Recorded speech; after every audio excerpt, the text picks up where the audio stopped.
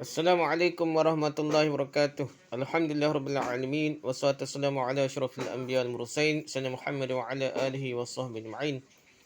Rabbi shrah li sadri wa yassir li amri wahlul 'uqdatam min lisani yafqahu qawli amma ba'du.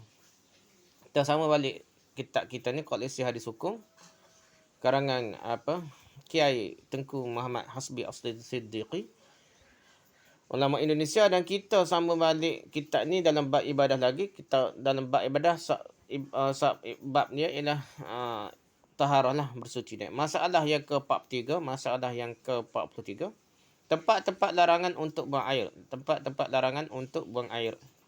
Hadis yang ke-25. 25 dah. Hadis ke-65. An Abdullah bin Sarjis qala naha Rasulullah sallallahu alaihi wasallam an ayyubala fil hujri. Rawahu Ahmad wa Nasa'i wa Ibn Majah. Hadis ke-65 dari Abdullah bin Sarjis radhiyallahu anhu berkata, Rasulullah sallallahu alaihi wasallam mencegah orang buang air dalam liang-liang binatang buasnya. Ayyubal, naha Rasulullah sallallahu ayyubala fil hujri, al-lubai, mana al-lubai dah. Hadis Ahmad, An-Nasa'i dan Ibn Majah. Rujuk Al-Muntaqa di 1 Musad 52. Hadis yang ke-66. An Jabir bin Abdullah radhiyallahu anhu qala naha Rasulullah sallallahu alaihi wasallam ayyubala fil ma'ir rakidi. Rawahu Ahmad wa Muslim wa Nasa'i wa Ibn Majah. Hadis yang ke-66 dari Jabir bin Abdullah radhiyallahu anhu berkata, Rasulullah sallallahu alaihi wasallam mencegah kita buang air kecil dalam air yang tergenang, air yang tak bergerak dah, takung dah, tenang dah. Hadis Ahmad, Muslim, An-Nasa'i dan Ibn Majah. Rujuk Muntaqa di 1 Musad 52 dah. Hadis yang ke-67. An Abdullah bin Mughaffal radhiyallahu anhu qala qala an-nabiy sallallahu alaihi wasallam la yabulanna ahadukum fi mustahammihi thumma yatawaddau fa inna 'ammatal wiswasi minhu. Rawahu Ahmad wa Abu Dawud wa Tirmizi wa Nasa'i wa Ibn Majah. Hadis yang ke-7 dari Abdullah bin Mughaffal radhiyallahu anhu berkata, bersabda Nabi SAW, janganlah kamu buang air kecil dalam tempat kencing lah. Yang kencing dalam tempat mandi, dalam kamar mandi. Kemudian kamu berwuduk pula di situ dah. Kerana kebanyakan waswas datang dari demikian, takut capun air kecil lah. Terutama jenis kuasa. Tempat kolah yang gendoh ke apa dah. Hadis Ahmad, At-Tirmizi, An-Nasi, Abu Dawud dan Ibn Majah. Rujuk Muntaqa di 1 Musad 4. Hadis yang ke-68. An Abi Hurairah radhiyallahu anhu qala qala an-nabiy sallallahu alaihi wasallam ittaqul la'inain. Qala wa man la'inan ya Rasulullah? Qala alladhi yatakhalla fi tariqin nasi aw fi zillihim. Rawahu Ahmad wa Muslim wa Abu Dawud. Hadis ke-8 dari Abu Hurairah radhiyallahu anhu berkata, Nabi sallallahu alaihi wasallam bersabda, jauhilah dirimu dari buang air di tempat yang dikutuk, dilaknat lah. Para sahabat bertanya, apakah dua tempat yang dilaknat itu, dikutuk itu, ya Rasulullah? Nabi menjawab, iaitu buang air di jalanan yang digunakan manusia berlalu lintas, dan tempat mereka bernaung, berteduh dah. Tempat mereka wakah ke tempat berteduh lah. Hadis Ahmad, Muslim dan Abu Dawud. Rujuk Muntaqa di 1 Musad 3. Jadi perkara pertama, poin pertama lah. Hadis yang ke-25 tersebut dah. Sebahagian orang ahli hadis menetapkan bahawa Qatadah yang meriwayatkan hadis ini dari Abdullah tidak sah mendengar hadis ini dari Abdullah bin Sarjis. Ali bin al-Madini menetapkan bahawa Qatadah mendengar hadis ini dari Abdullah bin Sarjis itu. Ibn Sakan dan Ibn Khuzamah mensahihkan hadis ini. Kata Al-Muzri, segala perawi hadis ini terpercayalah fiqahnya. Asbal buruknya, sebab-sebabnya. Ketika Qatadah meriwayatkan hadis ini yang diterima dari Abdullah bin Sarjis, bukan langsung dari Nabi. Para pendengar bertanya, apa sebabnya kita dibenci kencing dalam liang binatang buas itu? Qatadah menjawab, liang itu tempat jin bersarang.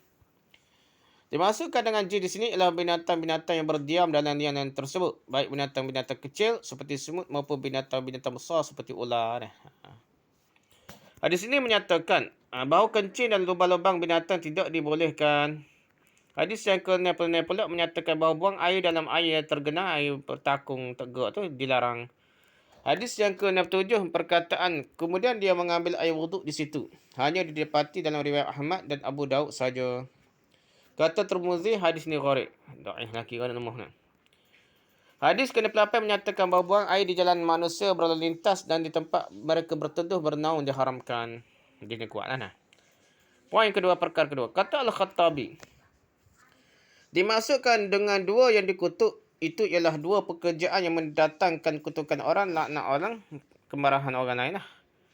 Sebagai ulama berpendapat bahawa apabila ada dalam kamar mandi, tempat mandi, bilik mandi tu, jalan seluruhan tempat mengalir kencing keluar dah, maka kencing dalamnya tidaklah dimakruhkan, tidak jadi taku lah kencing ni. Jadi kalau mengalir molek tubik tak ada masalah.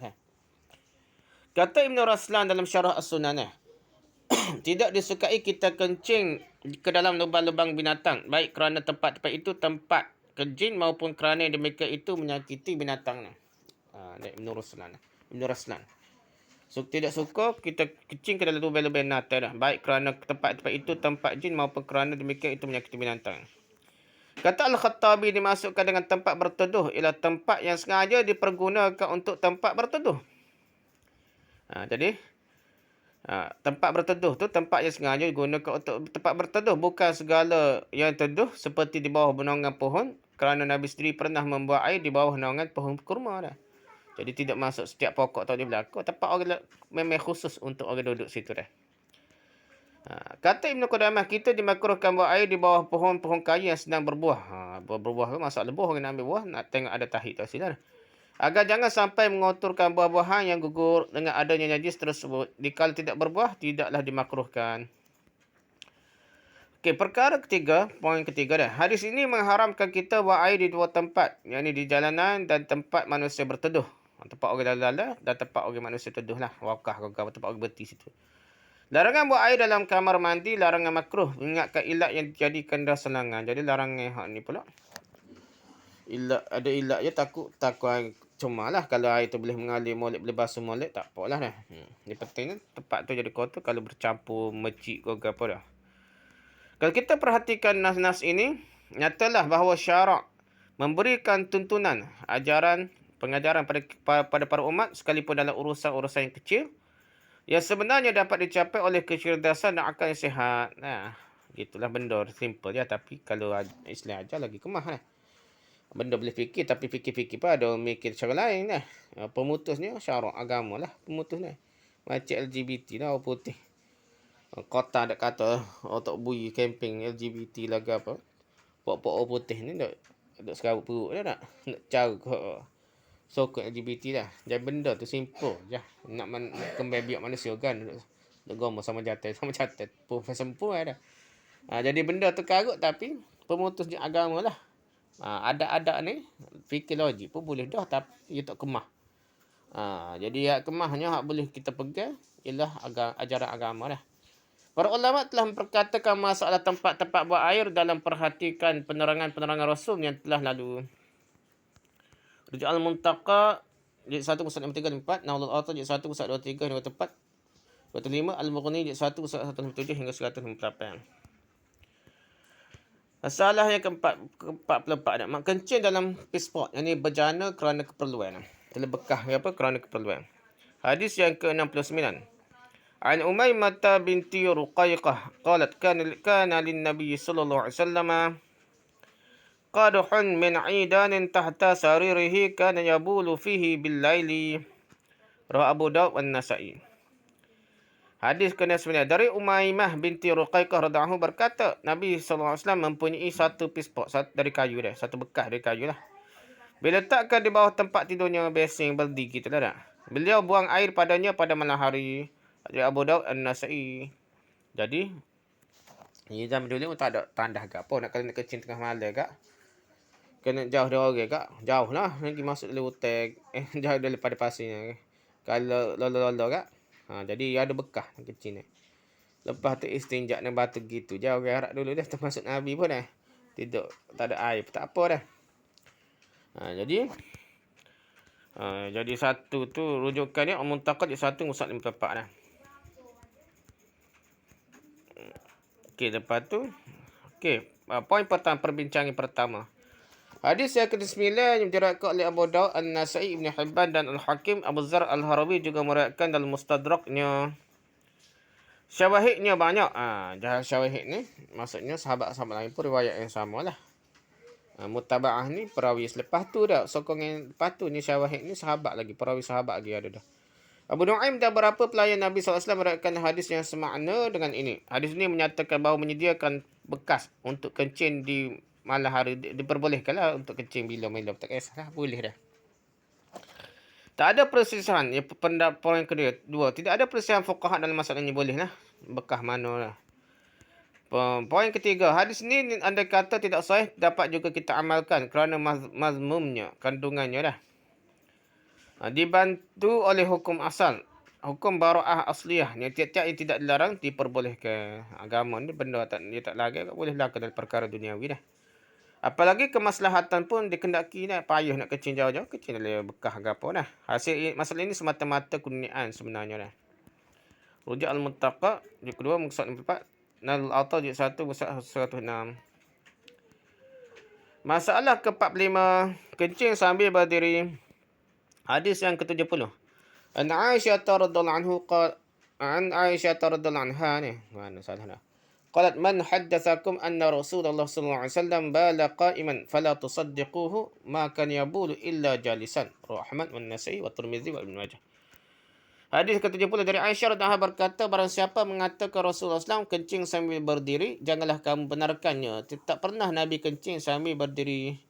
Beliau selalu kencing sambil duduklah, jongkok duduk dah. Hadis Ahmad, An-Nasa'i, At-Tirmizi dan Ibnu Majah.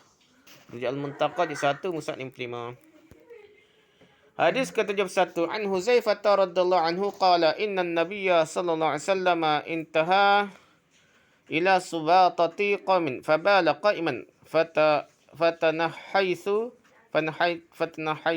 faqala udnuh fadanautu hatta qumtu 'inda aqibaihi fatawadda'a wa masaha 'ala khuffaihi. Rahul jamaah.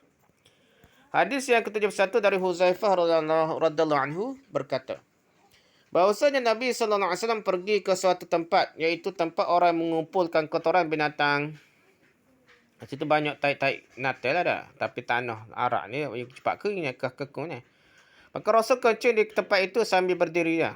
Jadi Nabi tak duduk takut kena tahi binatang. Nabi kencing sambil berdiri. Aku menjauhkan diriku daripadanya. Ketika itu Rasul berkata, dekatlah kemari. Maka aku pun mendekatinya sehingga berdiri dan aku ditumiknya dah. Dekat lah. Sudah beliau kencing dan bersuci, beliau mengambil air untuk solat dan menyapu atas sepatunya, khufnya dah. Jadi sapu atas sepatu ya. Hadis jemaah.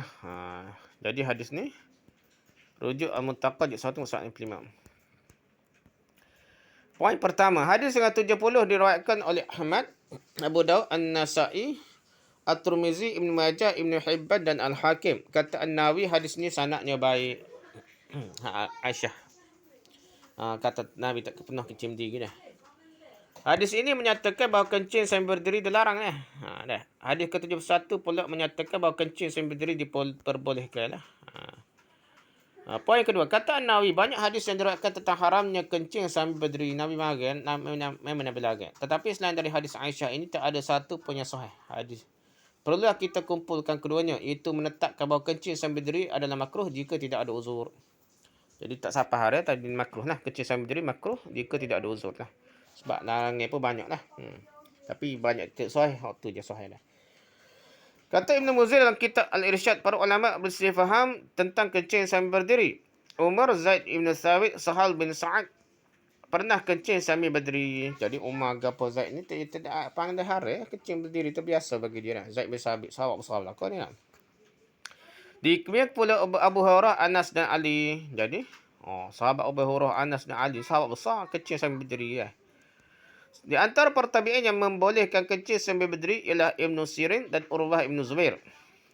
Ini masuk dari kalangan sahabat. Asy-Syafi'i, Ibrahim Ibn Sa'ad memakruhkan demikian. Jadi masuk kata makruh ya. Poin ketiga, dengan perhatikan hadis ini, nyatalah bahawa Rasulullah SAW pun pernah kencing sambil berdiri, pernah juga kencing sambil duduk. Banyak duduk ada. Menurut permerasaan Nasa'i, bahawa Nabi jika kencing di rumahnya, sentiasalah beliau kencing sambil duduk. Dan itulah diceritakan oleh Aisyah menurut penglihatannya. Jika di luar rumah, sering-sering Nabi kencing sambil berdiri saja dah. Diriwayatkan oleh Bahaqi bahawa Ibnu Umar berkata kencing sambil berdiri lebih banyak memelihara dubur dah. Tak boleh kena tanah ke apa lah dah. Tegasnya kencing sambil berdiri tidaklah makruh, larangan yang tegas tidak ada. Jadi Ibnu Umar kata tak ada mana, tak makruh pun kencing sambil berdiri. Aisyah je tegah. Soalan kata kecil macam so tak molek lah kecil sambil berdiri. Jadi tak siapa hara lah mana pun dah. Di segi hujah-hujah lah mana tak sampai marah sama ada makruh ataupun tidak makruh langsung lah. Ikut sahabat-sahabat ni tidak makruh. Masalah yang ke-46. Memegang kemaluan dikala buang air dan duduk di atas kaki kiri dikala buang air besar dah. Maksudnya begak di kaki kiri dah. Jauh kaki kanan sikit. Hadis yang ke-72. An Abi Qatadah radhiyallahu anhu qala Rasulullah sallallahu alaihi wasallam la yumsikanna ahlukum dzakarahu bi yaminihi wa huwa yabulu wa la yatamassahu min al-khala'i bi yaminihi wa la yatanaffasu fil ina'i. Rawal Bukhari wa Muslim. Dari Abu Qatadah radhiyallahu anhu berkata, bersabda Rasulullah sallallahu alaihi wasallam, janganlah kamu memegang kemaluan dengan tangan kanan dikala buang air kencing. Yang buang air lah ketika kencing ni. Dan janganlah menggosok atau menyapu tempat yang digosok atau disapu itu dengan tangan kanan lah. Dan janganlah bernafas ke dalam tempat air minum. Hadis riwayat Bukhari dan Muslim. Jangan bernafas masa minum ke dalam bekas air minum lah. Yang kedua, rujuknya muharram. Muharram muka surat 22 lah.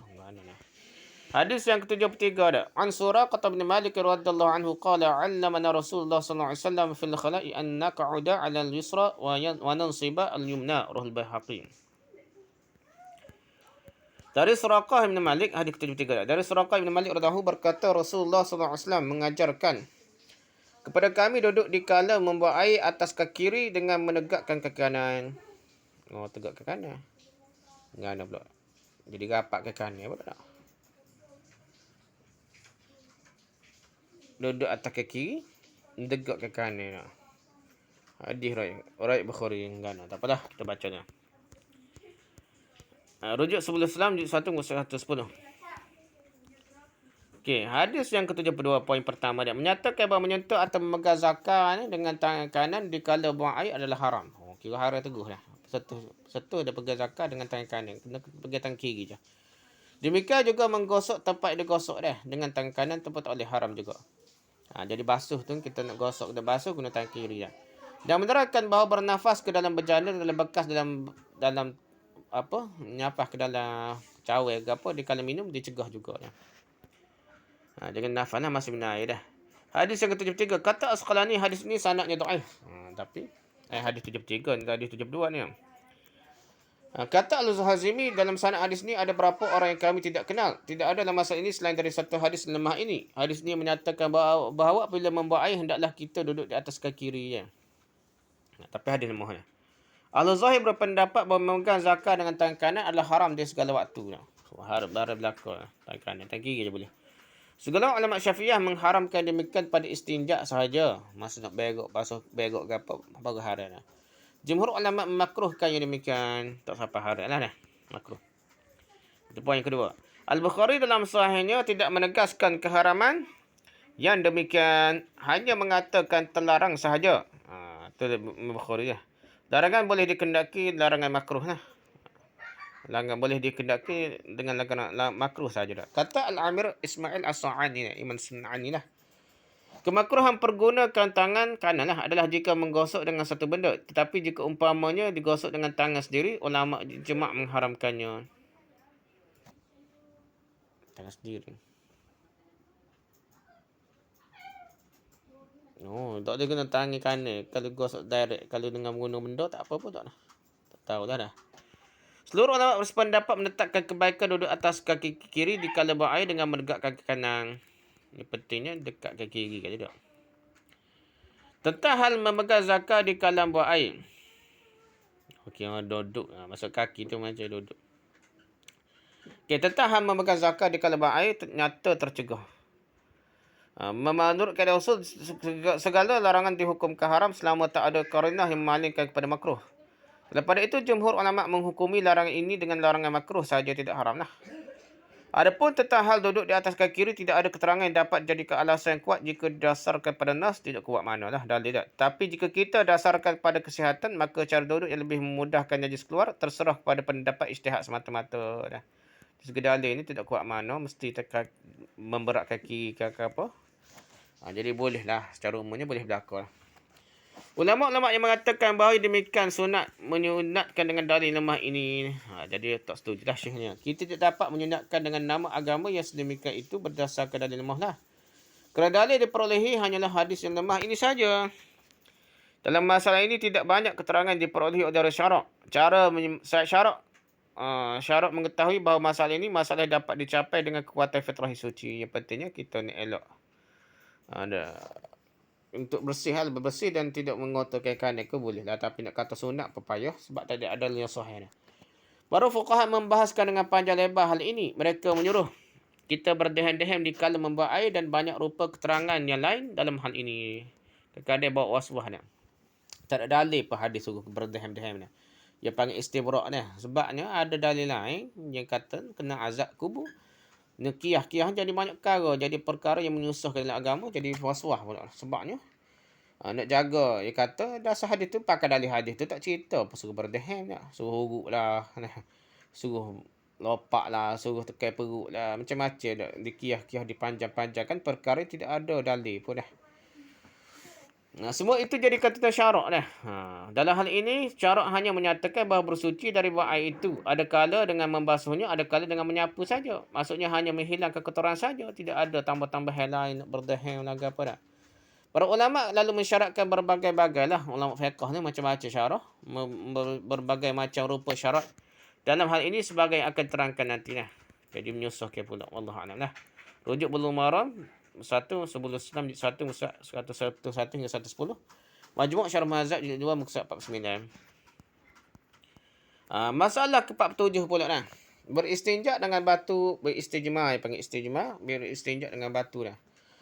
Hadis yang ke-74 dah. An Anas bin Malik radhiyallahu anhu qala Rasulullah sallallahu alaihi wasallam tanazzahu minal bauli fa inna 'ammata 'adzabil qabri minhu rawahu Daruqutni. Hadis ke-74 dari Anas bin Malik radhiyallahu anhu berkata Rasulullah sallallahu alaihi wasallam bersabda, bersihkanlah dirimu dari kencing. Kerana kebanyakan azab kubur dari kencing itu. Hadrat Daruqutni. Rujuk Al-Muttaqah jilid 1 muka 65. Jadi bersihkan dari kencing. Banyak azab kubur dari kencing lah. Ada hadis lain yang sahih lah.